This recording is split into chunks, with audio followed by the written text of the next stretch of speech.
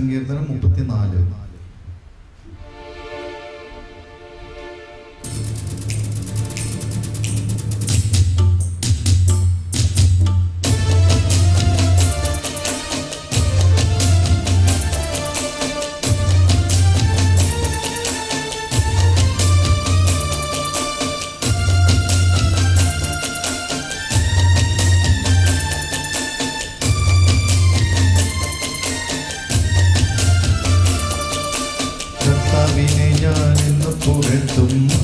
സ്തുതികളെപ്പോൾ എൻ്റെ അധരങ്ങളിലുണ്ടായിരിക്കും.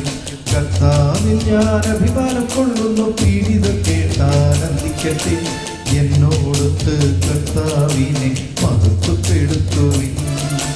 നമുക്കൊരുമിച്ച് അവിടുത്തെ നാമത്തെ സ്തുതിക്കാം. കർത്താവിനെ ഞാനെന്നും പുകഴ്ത്തും, അവിടുത്തെ സ്തുതികൾ എപ്പോഴും എൻ്റെ അധരങ്ങളിലുണ്ടായിരിക്കും. കർത്താവിൽ ഞാൻ അഭിമാനം കൊള്ളുന്നു, പീഡിതം കേട്ടാനന്ദിക്കട്ടെ. എന്നോടൊത്ത് കർത്താവിനെ മഹത്വപ്പെടുത്തുവിൻ. നമുക്കൊരുമിച്ച് അവിടുത്തെ നാമത്തെ സ്തുതിക്കാം.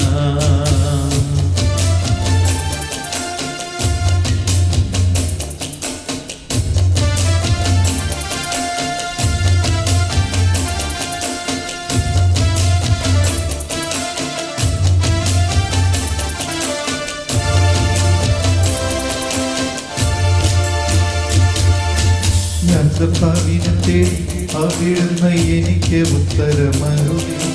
സർവഭയങ്ങളിലും നിന്ന് അവിടുന്ന് എന്നെ മോചിപ്പിച്ചു. ഞാൻ കർത്താവിനെ തേടി അവിടുന്ന് എനിക്ക് ഉത്തരമരുളി. സർവഭയങ്ങളിലും നിന്ന് അവിടുന്ന് എന്നെ മോചിപ്പിച്ചു. അവിടുത്തെ നോക്കിയവർ പ്രകാശിതരായി, അവർ ലജ്ജിതരാവുകയില്ല. അവിടുത്തെ നോക്കിയവർ പ്രകാശിതരായി, അവർ ലജ്ജിതരാവുകയില്ല. എളിയവൻ നിലവിളിച്ചു, കർത്താവ് കേട്ടു. എല്ലാ കഷ്ടതകളിലും നിന്നവരെ രക്ഷിക്കുകയും ചെയ്തു. എളിയവൻ നിലവിളിച്ചു, കർത്താവ് കേട്ടു. എല്ലാ കഷ്ടതകളിലും നിന്നവനെ രക്ഷിക്കുകയും ചെയ്തു. കർത്താവിന്റെ ദൂതൻ ദൈവഭക്തരുടെ ചുറ്റും പാളയമടിച്ച് അവരെ രക്ഷിക്കുന്നു. കർത്താവിന്റെ ദൂതൻ ദൈവഭക്തരുടെ ചുറ്റും പാളയമടിച്ച് അവരെ രക്ഷിക്കുന്നു. കർത്താവ് എത്ര നല്ലവനെന്ന് രുചിച്ചറിയുവിൻ. അവിടുത്തെ ആശ്രയിക്കുന്നവൻ ഭാഗ്യവാൻ. കർത്താവ് എത്ര നല്ലവനെന്ന് രുചിച്ചറിയുവിൻ. അവിടുത്തെ ആശ്രയിക്കുന്നവർ ഭാഗ്യവാൻ.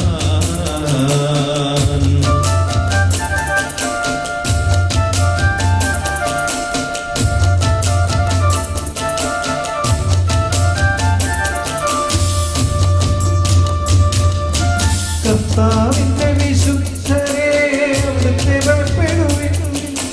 അവിടുത്തെ ഭയപ്പെടുന്നവർക്കൊന്നിനും കുറവുണ്ടാവുകയില്ല. കർത്താവിന്റെ വിശുദ്ധരെ അവിടുത്തെ ഭയപ്പെടുവിൻ. അവിടുത്തെ ഭയപ്പെടുന്നവർക്കൊന്നിനും കുറവുണ്ടാവുകയില്ല. സിംഹക്കുട്ടികൾ ഇരകിട്ടാതെ വിശന്നു വളഞ്ഞേക്കാം. കർത്താവിനെ അന്വേഷിക്കുന്നവർക്കൊന്നിനും കുറവുണ്ടാവുകയില്ല. സിംഹക്കുട്ടികൾ ഇരകിട്ടാതെ വിശന്നു വളഞ്ഞേക്കാം. കർത്താവിനെ അന്വേഷിക്കുന്നവർക്കൊന്നിനും കുറവുണ്ടാവുകയില്ല. മക്കളെ, ഞാൻ പറയുന്നതു കേൾക്കുവിൻ. ദൈവഭക്തി ഞാൻ നിങ്ങളെ പരിശീലിപ്പിക്കാം. മക്കളെ, ഞാൻ പറയുന്നത് കേൾക്കുവിൻ. ദൈവഭക്തി ഞാൻ നിങ്ങളെ പരിശീലിപ്പിക്കാം.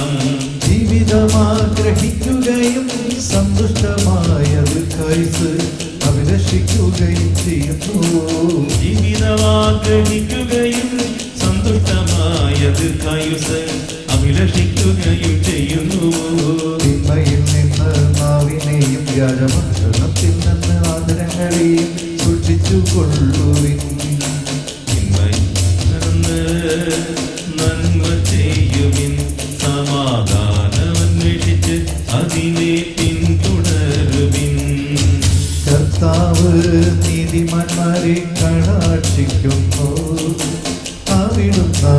വേണ്ടി വിലാപം ശ്രവിക്കുന്നു. കർത്താവ് നീതിമാന്മാരെ കടാക്ഷിക്കുന്നു, അവിടുന്നവരുടെ വിലാപം ശ്രവിക്കുന്നു. ദുഷ്കർമ്മികളുടെ ഓർമ്മ ഭൂമിയിൽ നിന്നു വിച്ഛേദിക്കാൻ കർത്താവ് അവർക്കെതിരെ മുഖം തിരിക്കുന്നു. ദുഷ്കർമ്മികളുടെ ഓർമ്മ ഭൂമിയിൽ നിന്നു വിച്ഛേദിക്കാൻ കർത്താവ് അവർക്കെതിരെ മുഖം തിരിക്കുന്നു. നീതിമാന്മാർ സഹായത്തിനു നിലവിളിക്കുന്നു, കർത്താവ് കേൾക്കുന്നു.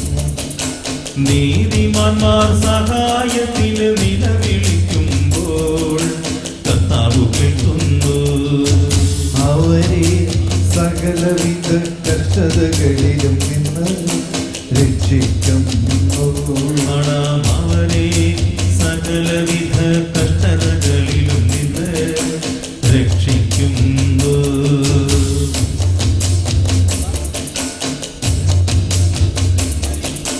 ഹൃദയം നുറുങ്ങിയവർക്ക് കർത്താവ് സമീപസ്ഥനാണ്, മനമൊഴുകിയവരെ അവിടുന്ന് രക്ഷിക്കുന്നു. ഹൃദയം നുറുങ്ങിയവർക്ക് കർത്താവ് സമീപസ്ഥനാണ്, മനമൊഴുകിയവരെ അവിടുന്ന് രക്ഷിക്കുന്നു. നീതിമാന്റെ ക്ലേശങ്ങൾ അസംഖ്യമാണ്, അവയിൽ നിന്നെല്ലാം കർത്താവ് അവരെ മോചിപ്പിക്കുന്നു. നീതിമാന്റെ ക്ലേശങ്ങൾ അസംഖ്യമാണ്, അവയിൽ നിന്നെല്ലാം കർത്താവ് അവരെ മോചിപ്പിക്കുന്നു. അവന്റെ അസ്ഥികളെ കർത്താവ് കാത്തു സൂക്ഷിക്കുന്നു, അവയിലൊന്നു പോലും തകർക്കപ്പെടുകയില്ല. അവന്റെ അസ്ഥികളെ കർത്താവ് കാത്തു സൂക്ഷിക്കുന്നു, അവയിലൊന്നു പോലും തകർക്കപ്പെടുകയില്ല. ദുഷ്ടരെ സംഹരിക്കും, നീതിമാന്മാരെ ദ്വേഷിക്കുന്നവർക്ക് ശിക്ഷാവിധിയുണ്ടാകും. തിന്മ ദുഷ്ടരെ സംഹരിക്കും, നീതിമാന്മാരെ ദ്വേഷിക്കുന്നവർക്ക് ശിക്ഷാവിധിയുണ്ടാകും.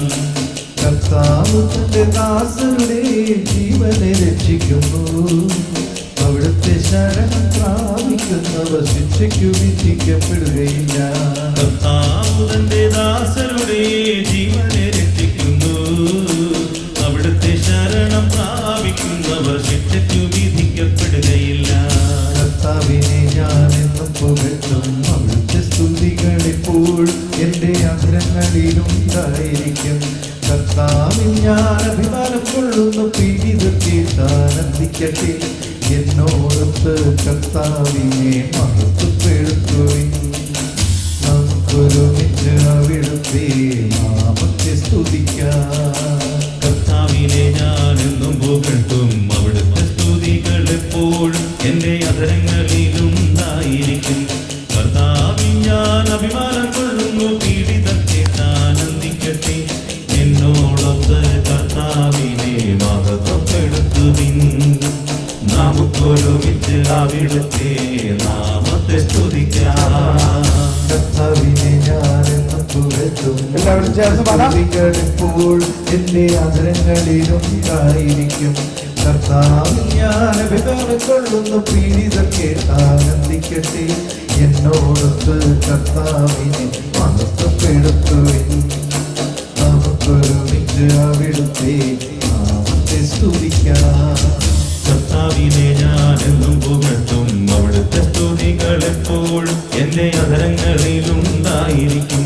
കർത്താവിൽ ഞാൻ അഭിമാനം കൊള്ളുന്നു, പീഡിതർക്കേറ്റാനന്ദിക്കട്ടെ. എന്നോടൊത്ത് കർത്താവിനെ മഹത്വപ്പെടുത്തുവിൻ. നമുക്കൊരുമിച്ച് അവിടുത്തെ നാമത്തെ സ്തുതിക്കാം. ഒരു നിമിഷം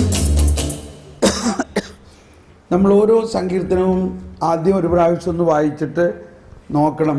അതിൽ നമ്മൾ ഈശോയുമായിട്ട് കണക്റ്റ് ചെയ്യുന്ന ഏതെങ്കിലും ഒരു വചനം എന്താണെന്നുള്ളത് കണ്ടുപിടിക്കണം. ഇതിനകത്ത് ഏതാ ഒരു വചനം? ഒരു പ്രാവശ്യം മുഴുവനും പാടില്ലേ? അവന്റെ അസ്ഥികളെ കർത്താവ് കാത്തു സൂക്ഷിക്കുന്നു, കണ്ടോ ഇല്ലേ? ക്ലിയർ അല്ലേ? ഇതാരെക്കുറിച്ചാണ് പറയുന്നത്? യേശുവിനെ കുറിച്ചും യേശുവിൻ്റെ പീഡാസഹനത്തിലും യേശുവിൻ്റെ ആ വലിയ രഹസ്യമാണ് അത്. അപ്പോൾ ഇനി ആ ഒരു ത്രെഡ് എടുത്തിട്ട് ബാക്കി ആ സങ്കീർത്തന ഭാഗങ്ങളെല്ലാം അതിൽ നിറഞ്ഞു നിൽക്കുന്ന ഈശോയെ മനസ്സിലാക്കണം.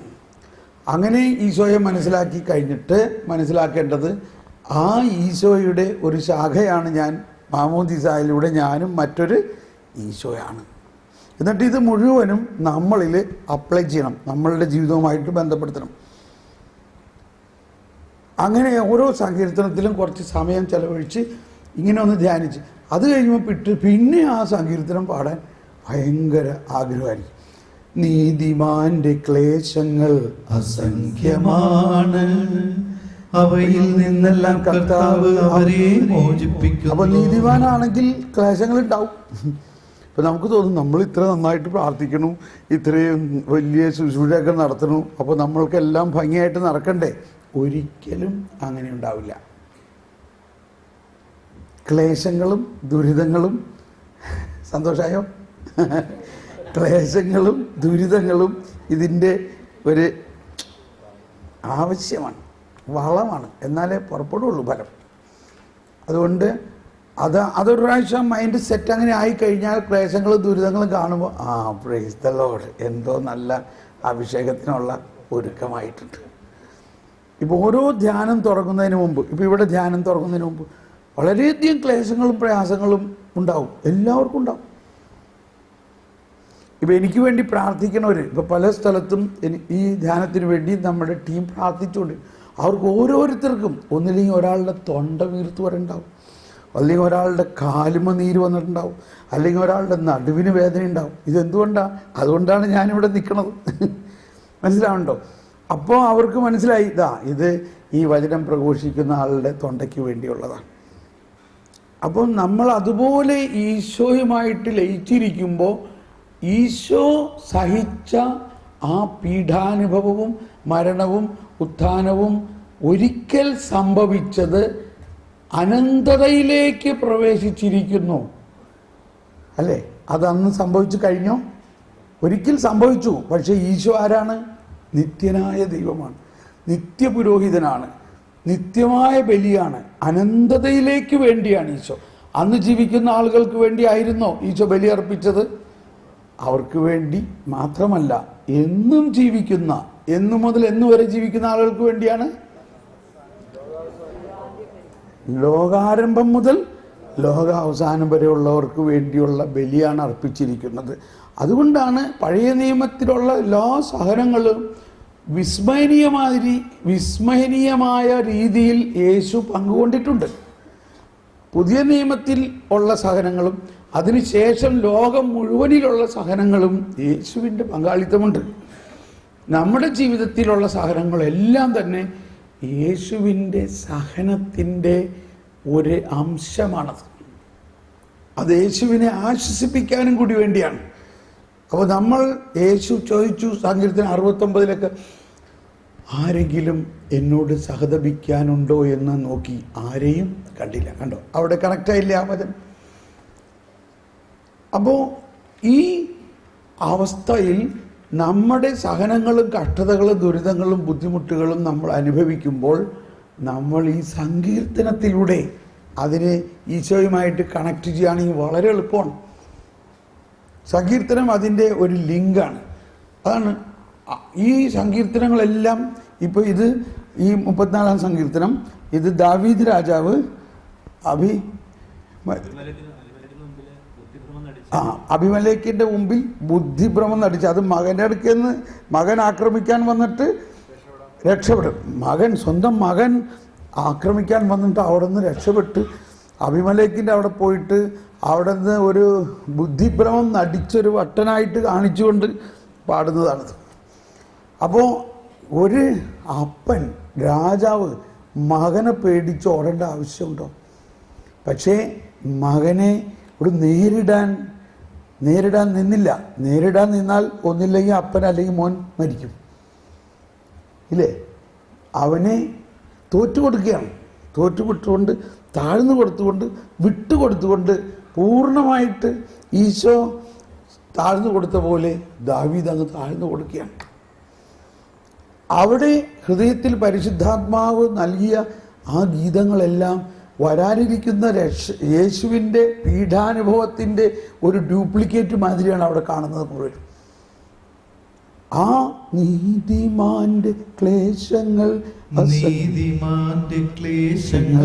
അസംഖ്യമാണ്, അവയിൽ നിന്നെല്ലാം കർത്താവ് അവനെ മോചിപ്പിക്കുന്നു. അവന്റെ അസ്ഥികളെ കർത്താവ് കാത്തു സൂക്ഷിക്കുന്നു, അവയിലൊന്നുപോലും തകർക്കപ്പെടുകയില്ല. അപ്പോൾ ഇവിടെ ഇങ്ങനെ നമ്മൾ അതിനെ എടുത്തിട്ട് ഇനി അതിൻ്റെ ആരംഭം മുതലുള്ളത് നോക്കണം. അവിടുത്തെ പ്രധാന തീം എന്താണ്? കർത്താവ് രക്ഷിക്കുന്ന ദൈവം മാത്രമല്ല, സംരക്ഷിക്കുന്ന ദൈവവും കൂടിയാണ്. കർത്താവ് സംരക്ഷിക്കുന്നു. ഇപ്പം ഇവിടെ കർത്താവിൻ്റെ ആ സംരക്ഷണത്തിൽ ഉള്ള വിശ്വാസവും വിശ്വസ്തതയും നമ്മൾ മനസ്സിലാക്കണം. അപ്പോൾ അതിൻ്റെ വലിയ കാര്യങ്ങളാണ് അവിടെ പറയുന്നത്. ഈ സങ്കീർത്തനത്തിൻ്റെ ആസ്പദമാക്കിയിട്ടാണ് കാവൽമാലാഖയുടെ തത്വം വന്നിരിക്കുന്നത്. നമ്മൾ കർത്താവിന്റെ ദൂതൻ ദൈവഭക്തരുടെ ചുറ്റും പാളയമടിച്ച് അവരെ രക്ഷിക്കുന്നു. കണ്ടോ, നമ്മളുടെ പാരമ്പര്യമായിട്ടുള്ള നല്ല ഒരു വിശ്വാസമാണ് നമുക്കെല്ലാവർക്കും ഒരു കാവൽമാലാഖയുണ്ട്. ആ കാവൽമാലാഖ നമ്മളെ കാക്കുന്നതിന് വേണ്ടി ദൈവം നിയോഗിച്ചിട്ടുള്ളതാണ്. ആ കാവൽമാലാഖയെ ഡ്യൂട്ടി കൊടുത്തിട്ടുള്ളത് നമ്മളല്ല, ആരാണ്? ദൈവമാണ്. അതിൻ്റെ ഒരു എക്സാഗ്രേറ്റഡ് എക്സ്പ്രഷൻ എന്ന് വേണം പറയാൻ. കൂടാരമടിച്ച് നമ്മൾക്ക് ചുറ്റുമുണ്ടെന്നു. ഒന്നുകൂടി പാടിയേ. കർത്താവിന്റെ ദൂതൻ ദൈവഭക്തരുടെ ചുറ്റും പാളയമടിച്ച് അവരെ രക്ഷിക്കുന്നു. കണ്ടോ, നമ്മളെ സംരക്ഷിക്കുന്നതിനുള്ള കാവൽമാലാഖമാര് നമുക്ക് ചുറ്റും പാളയമടിച്ചിരിക്കുന്നു. അപ്പോൾ ഇതെല്ലാത്തിൽ നിന്നും നമ്മൾ മനസ്സിലാക്കേണ്ട ഒരു കാര്യം, ഒന്നുകൊണ്ടും ഭയപ്പെടേണ്ട. എന്നാ പ്രശ്നങ്ങളുണ്ടാവും. കണ്ടോ, നീതിമാൻ ഹൃദയം നുറുങ്ങിയവർക്ക് കർത്താവ് സമീപസ്ഥനാണ്, മനമുരുകിയവരെ അവിടുന്ന് രക്ഷിക്കുന്നു. കണ്ടോ, ഹൃദയം നുറുങ്ങും. ഈ ഹൃദയം നുറുങ്ങാതെ ഒരു ശുശ്രൂഷ നടത്താമെന്ന് വിചാരിക്കണ്ട. എന്താ പറയണത്? ഹൃദയം നുറുങ്ങിയവർക്ക് കർത്താവ് സമീപസ്ഥനാണ്. അപ്പോൾ നമ്മൾ ഈ പ്രശ്നങ്ങളും കഷ്ടതകളിൽ നിന്നും ഒഴിവാകാൻ വേണ്ടി അല്ല പ്രാർത്ഥിക്കേണ്ടത്. അതിനെ നേരിട്ടുകൊണ്ട്, അതിലായിരുന്നു കൊണ്ട്, അതിൽ നിന്നുകൊണ്ട് ധൈര്യത്തോടെ കർത്താവ് അറിയാതെ ഒരു തലമുടി നാര് പോലും, കർത്താവ് അറിയാതെ ആ ഒരു കുരുവി പോലും വീഴില്ല എന്ന് പറഞ്ഞു. കർത്താവ് അറിയാതെ നമ്മൾക്കൊരു പ്രശ്നവും ഉണ്ടാവില്ല. അപ്പോൾ പ്രശ്നങ്ങൾ ഉള്ളത് എന്തുകൊണ്ടാണ്? കർത്താവ് അറിഞ്ഞ് അനുവദിച്ചിരിക്കുന്നതാണ്. അതിനെ സ്വീകരിക്കുന്നതാണ് അഭിഷേകം. അതിനെ സ്വീകരിക്കുന്നതിന് കർത്താവ് ശക്തി തന്നിട്ടേ പ്രശ്നം തരുള്ളൂ. അത് നമ്മളങ്ങ് മനസ്സിൽ കൂട്ടിക്കഴിയുമ്പോൾ അപ്പോഴാണ് കർത്താവ് തന്നെ നമ്മളെ നയിക്കും, കർത്താവ് തന്നെ നമ്മളെ സംരക്ഷിക്കും. കർത്താവ് എന്നിട്ട് പറയാണ്, സിംഹക്കുട്ടികൾ ഇര കിട്ടാതെ വിശന്നു വലഞ്ഞേക്കാം. സിംഹക്കുട്ടികൾ ഇര കിട്ടാതെ വിശന്നു വലഞ്ഞേക്കാം. കർത്താവിനെ അന്വേഷിക്കുന്നവർക്കൊന്നിനും കുറവുണ്ടാവുകയില്ല. എന്താ അതിൻ്റെ അർത്ഥം? സിംഹക്കുട്ടി എന്ന് പറഞ്ഞാൽ സിംഹം കാട്ടിലെ രാജാവാണ്. ഈ സിംഹത്തിൻ്റെ സിമ്പിൾ ബൈബിളിലുള്ളത് രാജാവിൻ്റെ സിമ്പിളായിട്ടാണ്. രാജാവാണ് സിംഹം, കാട്ടിലെ രാജാവ്. ഇപ്പോൾ പല കാര്യത്തിലും സിംഹത്തെ പറയുമ്പോൾ യൂദായിലെ സിംഹം ഉണ്ടോ? യൂദായുടെ സിംഹം ആരാണ്? ഇപ്പോൾ ഈശോ പറഞ്ഞു, ചെന്നായ്ക്കളുടെ നാട്ടിലേക്ക് കുഞ്ഞാടിനെ പോലെ ഞാൻ നിങ്ങളെ അയക്കണേ. അതുകൊണ്ട് സർപ്പത്തെ പോലെ വിവേകമുള്ളവരും പ്രാവിനെ പോലെ നിഷ്കളങ്കരും 4 ജീവികളെയാണ് ഇവിടെ സിമ്പിളായിട്ട് ഉപയോഗിക്കുന്നത്. ചെന്നായിയുടെ അടുത്തേക്ക് കുഞ്ഞാടിനെ അയച്ചാൽ കുഞ്ഞാടിനെ ചെന്നായി കടിച്ചു കീറി തിന്നൂല്ലേ? എൻ്റെ കർത്താവ് എന്തിനാ ഇങ്ങനെ ചെയ്യണേ? അപ്പോൾ എന്താണ് അവിടെ മനസ്സിലാക്കേണ്ടത്? എന്തുകൊണ്ടാണ് കർത്താവ് പറഞ്ഞത് ചെന്നായ്ക്കളുടെ നാട്ടിലേക്ക് കുഞ്ഞാടിനെ പോലെ ഞാൻ നിന്നെ അയക്കുന്നു എന്ന് പറയണതിൻ്റെ ഉള്ളിലുള്ള അർത്ഥം എന്താ അർത്ഥം? ഒന്ന്, ഇത് യേശയ്യാ പ്രവചനത്തിൽ 11-ാം അധ്യായത്തിൽ ജ്ഞാനത്തെക്കുറിച്ച് പറഞ്ഞെന്ന അതിനകത്ത് പറയുകയാണ്, അപ്പോൾ ചെന്നായിയും കുഞ്ഞാടും ഒന്നിച്ച് വസിക്കും. ആ ദൈവരാജ്യം എന്ന് പറയുന്നത് ദൈവത്തിൻ്റെ ജ്ഞാനത്തിലൂടെ നീ കാര്യം നേടണം. ചെന്നായിയുടെ അടുത്ത് ചെന്നാലും കുഞ്ഞാട് കാര്യം നേടും. അതാണ് ജ്ഞാനം. ചെന്നായും കുഞ്ഞാടും ഒന്നിച്ച് വസിക്കും. ഇപ്പം ചെന്നായി ആരാണ്, കുഞ്ഞാട് ആരാണെന്ന് ചിലപ്പോൾ കമ്മ്യൂണിറ്റിയിലാകാം, വീട്ടിലാകാം. വീട്ടിൽ 2 പേരുണ്ടെങ്കിൽ ചിലപ്പോൾ ഒരാൾ ചെന്നായും ഒരാൾ കുഞ്ഞാടും ആകാം. തലയാട്ടുണ്ട്. പക്ഷേ വിഷമിക്കണ്ട, അവിടെ ആര് ജയിക്കണം? ആര് ജയിക്കും? കുഞ്ഞാട് ജയിക്കും. എന്തുകൊണ്ട്? അപ്പോൾ ചെന്നായി കുഞ്ഞാടിനെ കടിച്ച് കീറൂലേ? ഇല്ല. ഇവിടെ ശ്രദ്ധിക്കണം, കുഞ്ഞാട് അയക്കപ്പെട്ടിരിക്കുന്ന ആളാണ്, ചെന്നായി അയക്കപ്പെട്ടിട്ടില്ല. Praise the Lord. എന്താ അയക്കപ്പെട്ട ആളുടെ പ്രത്യേകത? അയക്കപ്പെട്ട ആളുടെ ഉള്ളിൽ അയച്ചവനുണ്ടായിരിക്കും. ഞാൻ നിന്റെ കൂടെ ഉണ്ടാകും. ഇവിടെ അയച്ചവൻ ആരാണ്? അയച്ചവൻ യൂദായിലെ സിംഹമാണ്. അപ്പോൾ കുഞ്ഞാടിൻ്റെ ഉള്ളിൽ ആരുണ്ട്? കുഞ്ഞാടിൻ്റെ ഉള്ളിൽ വാസ്തവത്തിൽ ഒരു സിംഹമുണ്ട്. മനസ്സിലായോ? നമ്മൾ ഈ വചനം പല ചെന്നായിയുടെ അടുത്തേക്ക് കുഞ്ഞാടിനെ പോലെ അതാണ് അയക്കലാണ് ഇമ്പോർട്ടൻറ്റ്. നമ്മൾ ആരെ അയച്ചേക്കണത്? കർത്താവ് അയച്ചിട്ടുണ്ടെങ്കിൽ അയച്ച ആൾ എവിടെയുണ്ട്? നമ്മുടെ കൂടെയുണ്ട്. ഓക്കെ, അപ്പോൾ ഈ അർത്ഥത്തിലൊക്കെ നമ്മൾ മനസ്സിലാക്കണം.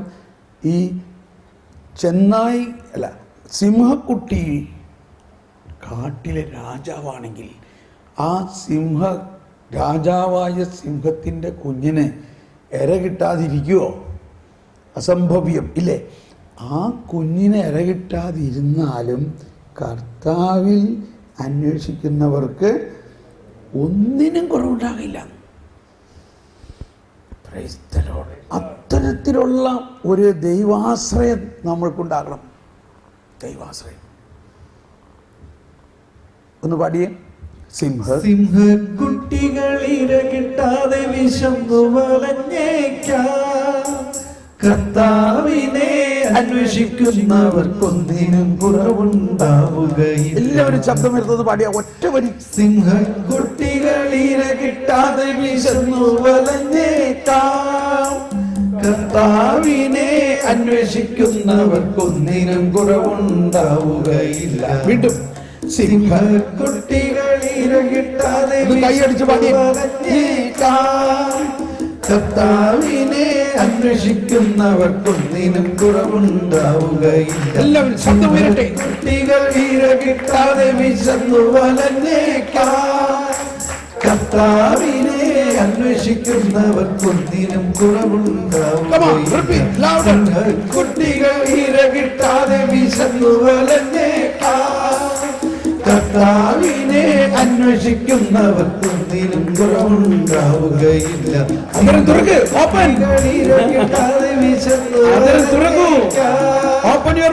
കർത്താവിനെ അന്വേഷിക്കുന്നവർക്കൊന്നിനും കുറവുണ്ടാവുകയില്ല. എഴുന്നേറ്റ് നിന്ന് എല്ലാവരും എഴുന്നേറ്റ് നിന്നുകൊണ്ട് ആടി പാടി. കർത്താവിനെ അന്വേഷിക്കുന്നവർക്കൊന്നുണ്ടാവുകയില്ല. സിംഹക്കുട്ടികളിര കിട്ടാതെ വിശന്നു വലഞ്ഞേക്കാം, കർത്താവിനെ അന്വേഷിക്കുന്നവർക്കൊന്നിനും കുറവുണ്ടാവുകയില്ല. അതരം തുറന്ന് ശബ്ദമുയർത്തി തുള്ളിച്ചാടി.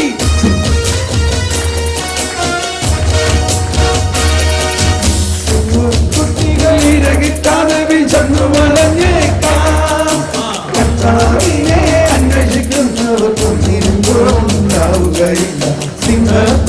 കുട്ടികൾ ഇരകിട്ടാതെ വിശന്നു വലഞ്ഞേക്കാം. കർത്താവിനെ അന്വേഷിക്കുന്നവർക്കൊന്നിനും കുറവുണ്ടാവുകയില്ല. കുട്ടികൾ ഇരകിട്ടാതെ വിശന്നു വലഞ്ഞേക്കാം. കർത്താവിനെ അന്വേഷിക്കുന്നവർക്കൊന്നിനും കുറവുണ്ടാവുകയില്ല. കുട്ടികൾ ഇരകിട്ടാതെ വിശന്നു വലഞ്ഞേക്കാം. കർത്താവിനെ അന്വേഷിക്കുന്നവർക്കൊന്നിനും കുറവുണ്ടാവുകയില്ല. കർത്താവിന്റെ വിശുദ്ധരെ അവിടുത്തെ ഭയപ്പെടുവിൻ. അവിടുത്തെ ഭയപ്പെടുന്നവർക്കൊന്നിനും കുറവുണ്ടാവുകയില്ല. കർത്താവിന്റെ വിശുദ്ധരെ അവിടുത്തെ ഭയപ്പെടുവിൻ. ഒരു കാല് പൊക്കി. അവിടുത്തെ ഭയപ്പെടുന്നവർക്കൊന്നിനും കുറവുണ്ടാവുകയില്ല. കർത്താവിന്റെ വിശുദ്ധരെ അവിടുത്തെ ഭയപ്പെടുവിൻ. അവിടുത്തെ ഭയപ്പെടുന്നവർക്കൊന്നിനും കുറവുണ്ടാവുകയില്ല. കർത്താവിന്റെ വിശുദ്ധരെ അവിടുത്തെ ഭയപ്പെടുവിൻ.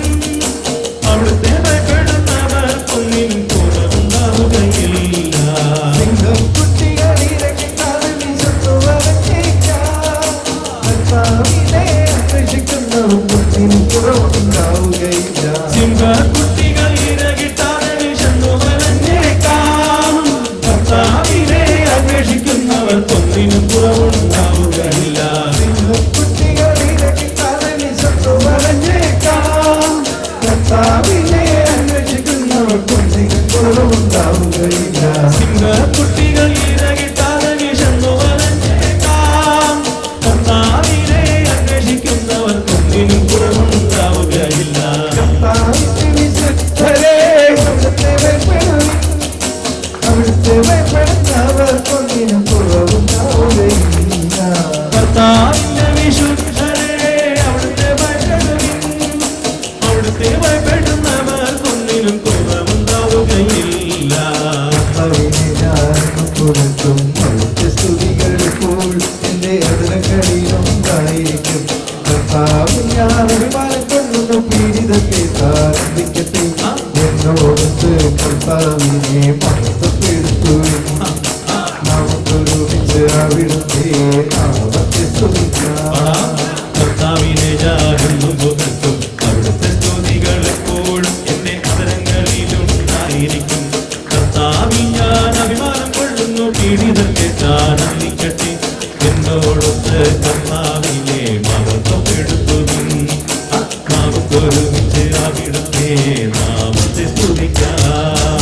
ഞാൻ കർത്താവിന്റെ തേടി അകലുന്ന എനിക്ക് ഉത്തരമരുളി. സർവഭയങ്ങളിലും നിന്ന് അവിടുന്ന് എന്നെ മോചിപ്പിച്ചു. ഞാൻ കർത്താവിനെ തേടി അവിടുന്ന് എനിക്ക് ഉത്തരമരുളി. സർവഭയങ്ങളിലും നിന്ന് അവിടുന്ന് എന്നെ മോചിപ്പിച്ചു. അവിടുത്തെ നോക്കിയവർ പ്രകാശിതരായി അവർ ലജ്ജിതരാവുകയില്ല. അവിടുത്തെ നോക്കിയവർ പ്രകാശിതരായി അവർ ലജ്ജിതരാവുകയില്ല.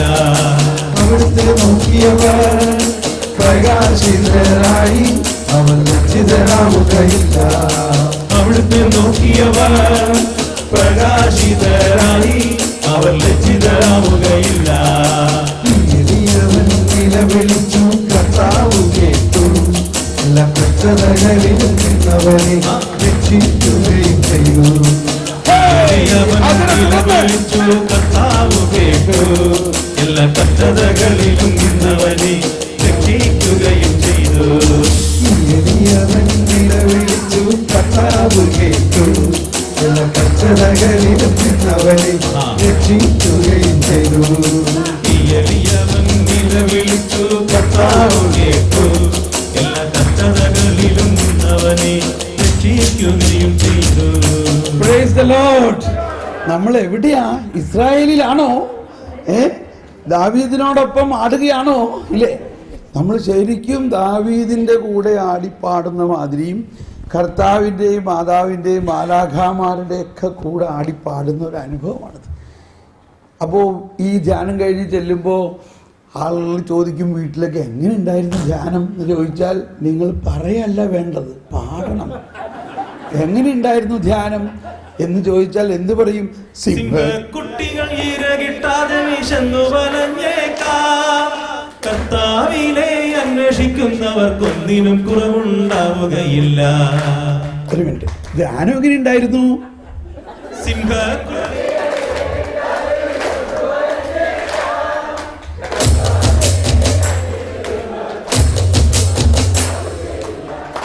ധ്യാനം എങ്ങനെ ഉണ്ടായിരുന്നു?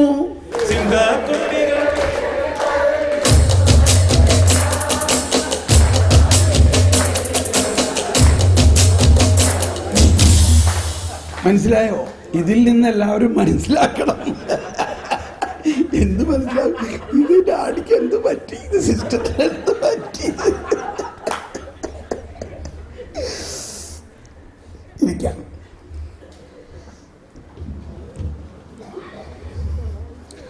ഇപ്പൊ നമ്മൾ ഈ ഒറ്റ വാക്ക് നമ്മുടെ ഉള്ളിൽ ഇങ്ങനെ അലയടിക്കും. സിംഹക്കുട്ടികളിലേക്ക് ഇതിങ്ങനെ അലയടിക്കും. അലയടിക്കണം എന്തുകൊണ്ടാ? പരിശുദ്ധാത്മാവാണ് ഇതിൻ്റെ എല്ലാം സൂത്രധാരകൻ. ഇത് യേശു ക്രിസ്തുവിൽ വിശ്വസിക്കുന്നവർക്ക് ഒന്നിനും കുറവുണ്ടാവില്ല എന്നുള്ളതാണ് ഇതിൻ്റെ സാരാംശം. അതാണ് അവസാനം ചെന്നെത്തുന്നത്. ഇപ്പം ആരെങ്കിലും വന്ന് നമ്മളോട് പറഞ്ഞ് നിൻ്റെ കാല് ഞാൻ തല്ലി ഒടിക്കുമെന്ന് പറഞ്ഞാൽ ഉടനെ നമ്മൾ പാടിക്കൊടുക്കണം അവൻ്റെ അസ്ഥി. ഉടനെ നമ്മുടെ ഉള്ളിൽ നിന്ന് എന്ത് വരും? അവൻ്റെ അസ്ഥികളെ കർത്താവ് കാത്തു സൂക്ഷിക്കും.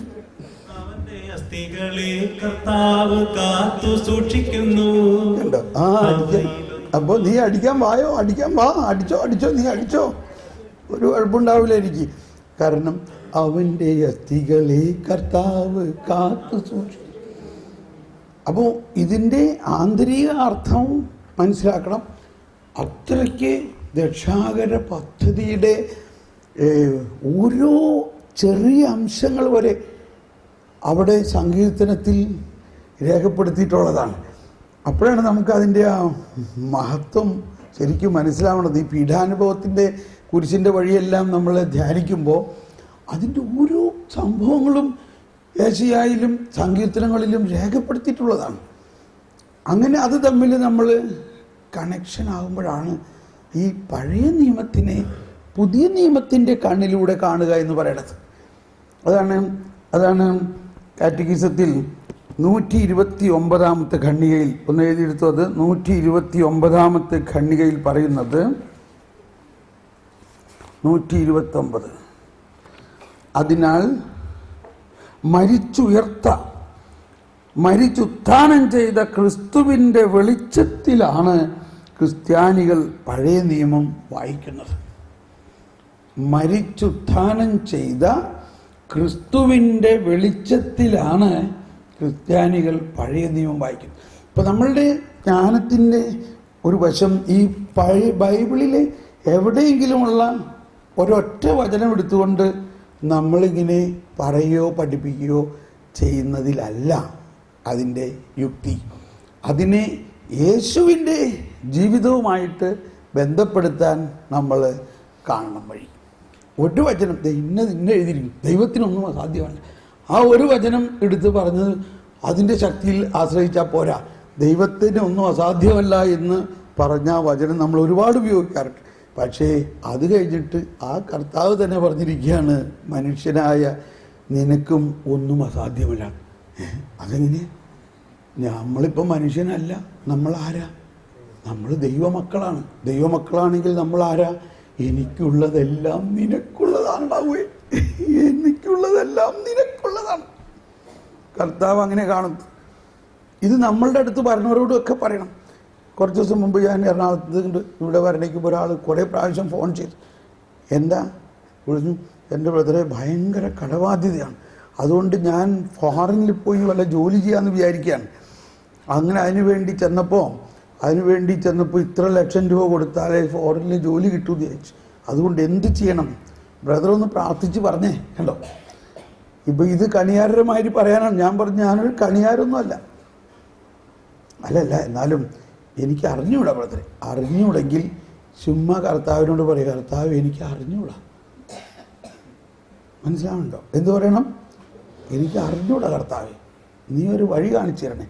യോഹന്നാൻ ക്രൂസിൻ്റെ കർമ്മലമലകയറ്റത്തിൽ ഒരു കാവ്യശകലം ഇങ്ങനെയാണ്: when you are on your way, abandon that way, go to another way, Where there is no way, that is the way. When you are on your way, abandon that way, go to another way. Where there is no way, that is the way. എന്ന് പറഞ്ഞാൽ നമ്മളൊരു വഴി പോകുമ്പോൾ നമ്മൾ വളരെ കൃത്യമാണെന്ന് തോന്നുന്ന ആ വഴിയാണെങ്കിൽ അത് വിടും, അതല്ല വഴി. മറ്റു വഴിയിലേക്ക് പോവുക, ഒന്നും കാണാത്തൊരു വഴി, അതാണ് നമ്മൾ കേട്ടല്ലോ അന്ധകാരത്തിലെ നിധി. അതാണ് അന്ധകാരത്തിലെ നിധി. ഒന്നും കാണാൻ പറ്റണില്ല. അവിടെ ആരുണ്ട്? ദൈവത്തിൻ്റെ ഒരു വഴിയുണ്ട്. ദൈവത്തിൻ്റെ വഴി മനുഷ്യന് കാണാവുന്നതാണോ? സാധാരണഗതിയിലല്ല.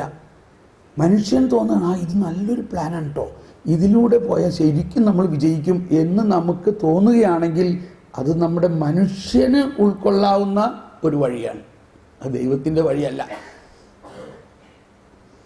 യോനായുടെ ചിഹ്നത്തിൽ പറഞ്ഞു, അവസാനം യോന പറഞ്ഞത് എന്താ? എന്നെ കടലിലേക്ക് എടുത്തെറിഞ്ഞോളൂ. അതാണ് ദൈവത്തിൻ്റെ വഴി. കേട്ടോ, വല്ലതും കാണുന്നുണ്ടോ? ഇപ്പം യോനായ്ക്ക് മനസ്സിലായി, ഇതല്ല, എന്നെ കടലിലേക്ക് വലിച്ചെറിയും. അപ്പം എങ്ങനെ ഞാൻ നിലവിലെത്തും? അറിഞ്ഞൂടാ. എന്നെ കടലിലേക്ക് വലിച്ചെറിയാൻ പറയാൻ യോനയ്ക്ക് ധൈര്യം വന്നതാണ് പരിശുദ്ധാത്മാവ് നൽകുന്ന ധൈര്യം. എന്നെ നിങ്ങൾ കടലിലേക്ക് എറിഞ്ഞോ, അപ്പോൾ നിങ്ങളുടെ കടലിൽ ശാന്തമാണ്. അതാണ് കർത്താവിൻ്റെ വഴി. അതങ്ങ് എറിഞ്ഞപ്പോഴെന്താ അവിടെ സംഭവിച്ചത്? കർത്താവ് അവന് വെള്ളത്തിൽ തൊടാണ്ടിങ്ങനെ ചാടി പിടിച്ചു, ഒരു തിമിംഗലത്തിനെ അയച്ച്. ഇങ്ങനെയാണ് ശുശ്രൂഷകൻ്റെ ജീവിതം.